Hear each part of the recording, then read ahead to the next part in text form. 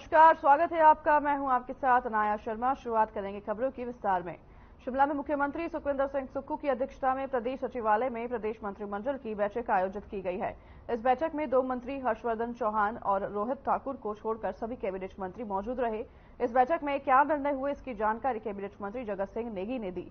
उन्होंने बताया कि पुलिस विभाग में आरक्षी के पद पर 30% महिला आरक्षण प्रदान करने का निर्णय लिया गया और कांस्टेबल के 1226 पदों को भरने के लिए संशोधित स्वीकृति प्रदान की गई। और मंत्रिमंडल ने अनाथों और समाज के वंचित वर्गों को लाभान्वित करने के लिए मुख्यमंत्री सुख आश्रय योजना में कुछ और प्रावधान जोड़ने को भी मंजूरी दी है। नए प्रावधानों के तहत राज्य का प्रत्येक अनाथ 27 साल को आयु तक 4,000 रुपये हर महीने जेब खर्च प्राप्त करने का पात्र होगा। इसके अलावा योजना शुरू होने के बाद बाल देखभाल संस्थान छोड़ने वाले ऐसे अनाथ बच्चों को 2 लाख रुपए विवाह अनुदान देने का भी निर्णय लिया गया है।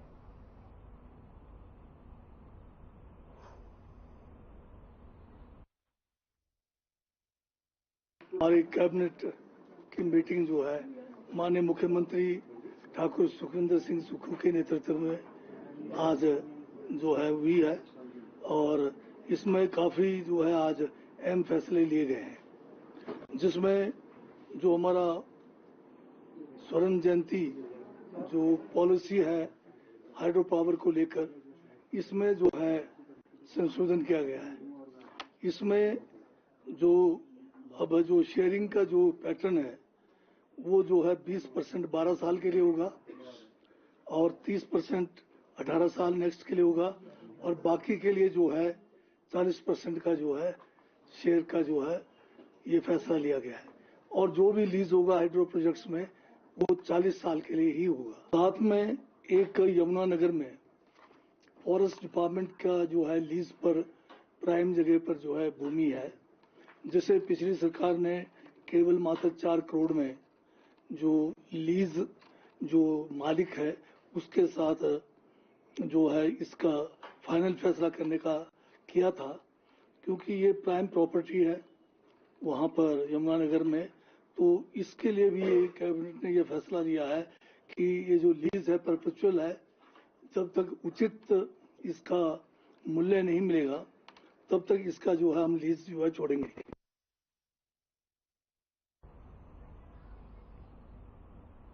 शिमला में उद्योग मंत्री हर्षवर्धन चौहान ने सरकार की 1 साल की उपलब्धियों के बारे में कहा कि त्रासदी के बावजूद सरकार ने 1 साल में बेहतरीन काम किया है। सरकार ने ओपीएस की बहाली करके लाखों कर्मचारियों से वादा पूरा किया है। और आगे उन्होंने यह भी बताया कि युवाओं के लिए सरकार की तरफ से शुरू की गई स्टार्टअप योजना में कोई गड़बड़ी नहीं हुई है। साथ ही कहा कि योजना के तहत युवाओं को 50% सब्सिडी दी जा रही है।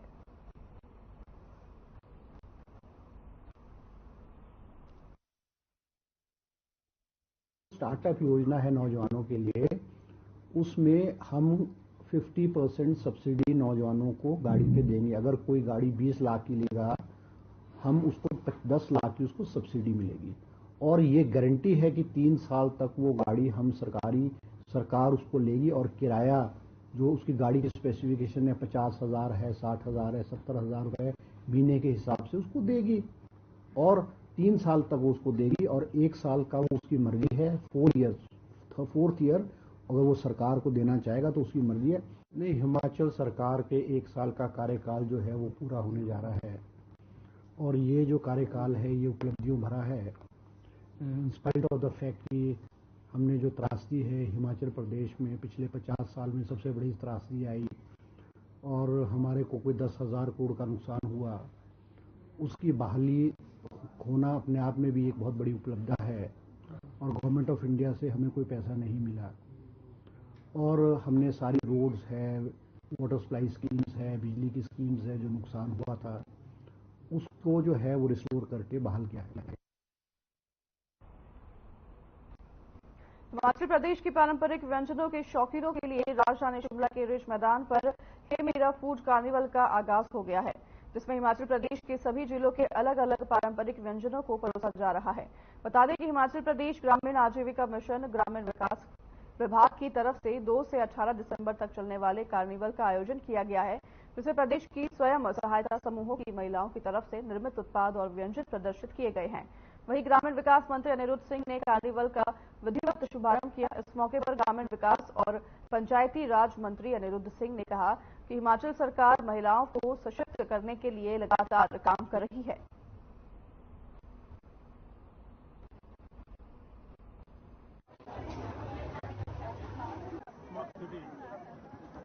सेल्फ हेल्प ग्रुप्स को भी यहाँ पे सब कुछ जो यहाँ जगह दी गई है, क्योंकि NRLM के तहत जो है वो अपने सामान बनाते हैं और जिसकी मार्केटिंग जो है ऑल ओवर इंडिया भी होती है। अभी ऑनलाइन भी जो है वो शुरू करी है थोड़ी सी, उसको आगे ले जाने का हमारा सपना भी है। और शिमला में ही यही सब करने के लिए जो परमानेंट फीचर रहे, वो म्यूनिसिपल कॉर्पोरेशन से जो है डिपार्टमेंट ऑफ रूरल डेवलपमेंट ने और NRLM के तहत जो है उनसे स्वीकृति ली गई है।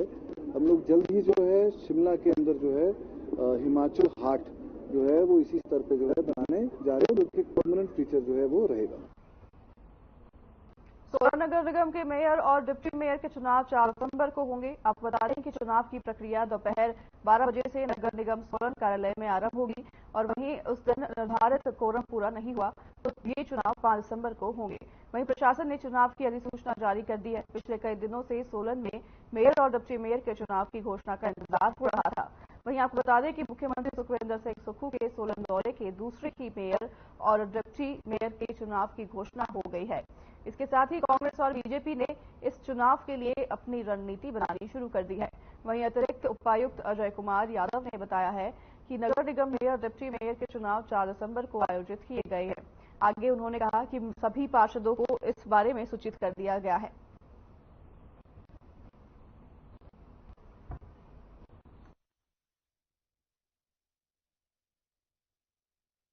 सोलन में जो मेयर डिप्टी मेयर के चुनाव होने वो नियमानुसार 4 दिसंबर को 12 बजे नगर निगम कार्यालय सोलन में होगा।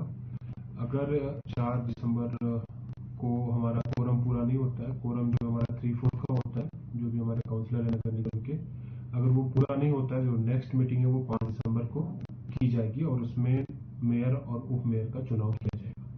हमारा जो Himachal Pradesh corporation election rule है समय अवधि कोई तय नहीं करता है, लेकिन जैसा कि आप सभी लोग को पता है कल इलेक्शन की डेट जारी की गई थी और हमें उम्मीद है कि आज पहले हाफ तक सभी पार्षदों को नोटिस मिलेगा।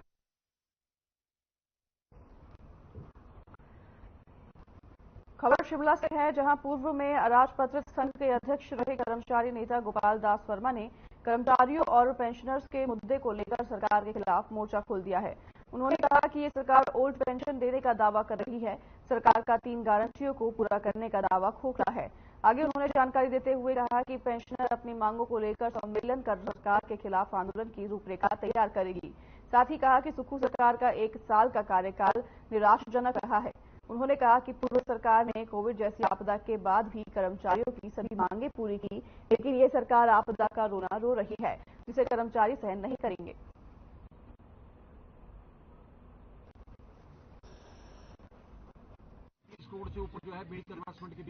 इन 1 वर्ष के दौरान कर्मचारियों, पेंशनरों, मजदूरों, बेरोजगारों के साथ अन्याय हुआ है। जो वायदे विधानसभा चुनाव के दौरान कांग्रेस पार्टी ने किए थे वो एक भी लागू नहीं हुआ है। सरकार कह रही है कि हमने गारंटियां लागू कर दी हैं, कोई गारंटी लागू नहीं हुई है।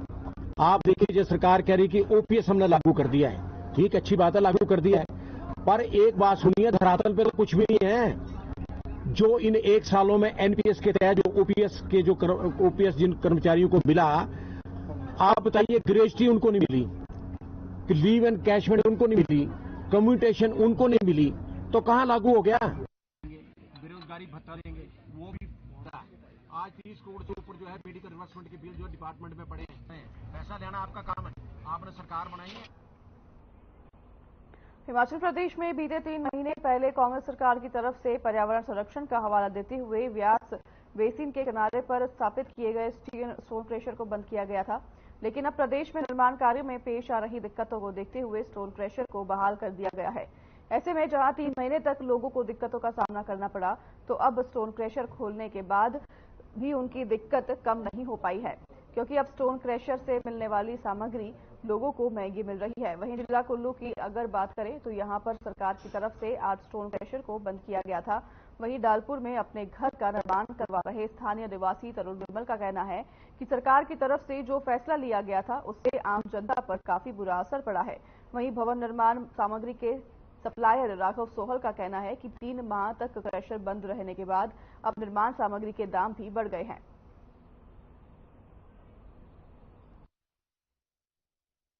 16 तारीख को इन्होंने नोटिफिकेशन निकाली कि एक आपके जो कंस्ट्रक्शन पे बैन है, तो जुलाई से लेके आप अभी तक जो नवंबर का एंड आ गया, हमारा कंस्ट्रक्शन का जो काम था वो तब से बंद पड़ा हुआ है। और जो 23 अगस्त को इन्होंने फिर एक नोटिफिकेशन निकाली जिसमें सारे क्रशर जो ब्यास बेसिन के उस पे हैं उन सबको बंद कर दिया गया। पर उसका जो रेट्रोस्पेक्टिव इफेक्ट अगर आप देखें तो इसका इफेक्ट डायरेक्ट हम लोगों के ऊपर पड़ा जो अपनी नई कंस्ट्रक्शन कर रहे थे।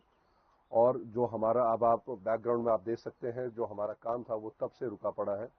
और हम कितनी बार ये मांग उठा चुके हैं कि ये जनता की इस मांग को, जनता की इस डिमांड को समझिए और जनता के दुख दर्द को समझिए। क्रशर वगैरह तो खोल दिए गए हैं पर रेट काफी बढ़ चुके हैं।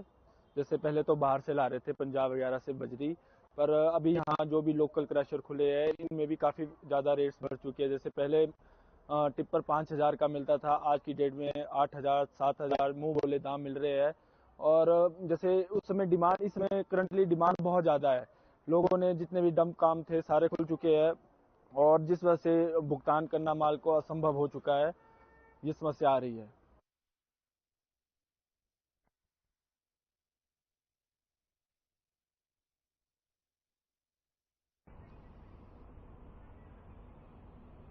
फिलहाल हर खबर हिमाचल प्रदेश में हमारे साथ बस इतना ही। मैं नाया शर्मा अब आपसे लूंगी विदा। मुझे दीजिए इजाजत। नमस्कार।